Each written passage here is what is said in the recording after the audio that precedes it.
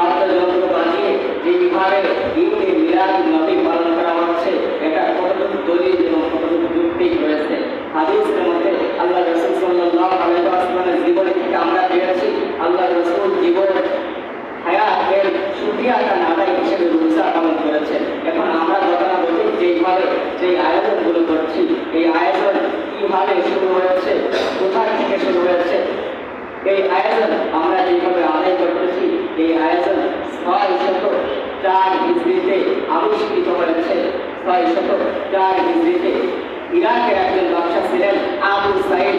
এই আবু সাইদ তিনি সর্বপ্রথম আবুল খাত্তাব একজন আলেমের নাম ছিল, সেই আলেম এই ঈদে মিলাদুন নবীর যে কার্যক্রম থেকে যেগুলো রংঢং পরিবেশ করে উদযাপিত করা হচ্ছে, এটাকে ইনার মাধ্যমে প্রথম দুনিয়ার মধ্যে ঘটানো হয়।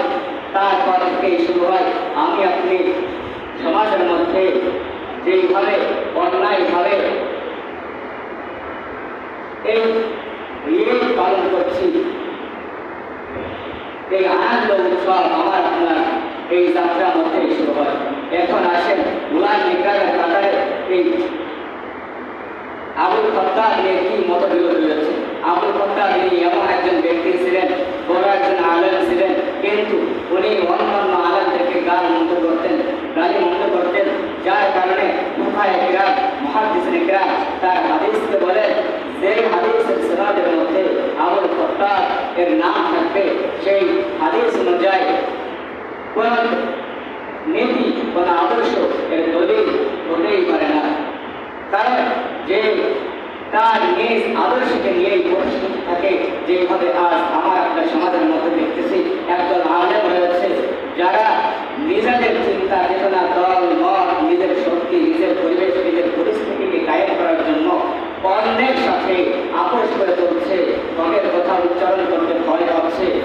তাদের মতন ইনিও একজন আলেম ছিলেন আবুল খাত্তাব, তিনি বাদশাহর গোলামি করতেন, এই জন্য সমস্ত গোলামি প্রাণ তাকে বয়কট করেছিলেন।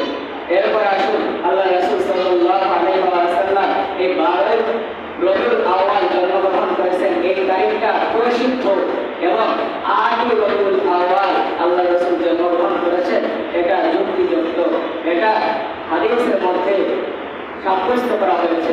এখন আসুন 12 রবিউল আউয়াল আমাদের সামনে প্রসিদ্ধ হয়েছে, এটা আমরা জানি, কিন্তু কোরআনের কিতাবের মধ্যে হাদিসের কিতাব খুলে দেখা যায় আল্লাহ রাসূল সাল্লাল্লাহু আলাইহি ওয়াসাল্লাম 8 তারিখে জন্মগ্রহণ করেন। ওইটাই সত্যি এবং ওটাকেই কিতাবের মধ্যে দলিল আদিল্লা দেওয়া হয়। এখন আসুন কেন 8 তারিখকে প্রাধান্য দেওয়া হয় এবং প্রসিদ্ধ কেন 12 তারিখ হলো। আল্লাহ রাসূল সাল্লাল্লাহু আলাইহি ওয়াসাল্লামের জীবনী সম্পর্কে এই 12 তারিখ সম্পর্কে দুই ব্যক্তির মত পাওয়া যায়। আবু সাঈদ নামে একজন ব্যক্তি ছিলেন এবং আফসার নামে একজন ব্যক্তি ছিলেন। আবু সাঈদ হোসেন উস্তাদ আর আফওয়ান হোসেন ছাত্র। এই ছাত্র উস্তাদ মনে করেন আমি একটা কথা আমার উস্তাদ থেকে শুনে আপনাদেরকে বললাম, এখন আপনারা সমাজে যে বললেন আমাদের হুজুর এই কথা বলেছে, এখন হুজুর আরেকজনের থেকে শুনেছে, একে বলা হয় সূত্র বা দলিল বা সনদ। এই দলিল বা সনদ যার থেকে শুনেছেন আফসার, যার থেকে শুনেছেন সাঈদ, এই সাঈদের মৃত্যু হচ্ছে 110 হিজরিতে, আর সাফওয়ান তিনার জন্ম হচ্ছে 124 হিজরিতে। তার মানে 14 বছরের আশপাশ। যখন উস্তাদ মারা গেছেন, মারা যাওয়ার 14 বছর পরে ছাত্র জন্মগ্রহণ করেছে। অর্থাৎ এই কথাকে আমরা সামনে নিয়ে কথাই বুঝতে পারি যে 14 বছরের ব্যবধান, তার মানে তাদের মাঝে অন্য কেউ আছে, তার নাম এখানে উল্লেখ নাই, যে কোনো সমস্যার কারণে তার নামকে উল্লেখ করা হয় নাই। একে বলা হয় মুনকাতে, অর্থাৎ মুনকাতে হাদিস। এই মুনকাতে হাদিস দিয়ে কোনো দলিল আদিল্লা সাব্যস্ত হতে পারে না। এই জন্য আমরা 12 রবিউল আউয়াল যেইভাবে ভাগ করতে গিয়ে আনন্দ উৎসব করে থাকি, এটা থেকে 8 রবিউল আউয়াল এই তারিখটাই বিশুদ্ধ। এখন আমি আপনি কি করব, কি করণীয়, এই জন্য আমার আপনার করণীয় আল্লাহ রাসূল যেইভাবে যেই নীতি যেই আখলাকে রোজা পালন করেছেন, আমি আপনি সেই আখলাকে সেই চরিত্র নিয়ে আমার আপনার সেই রোজাকেই পালন করা সব থেকে ভালো এবং যুক্তিগত হবে। এখন আমি আপনি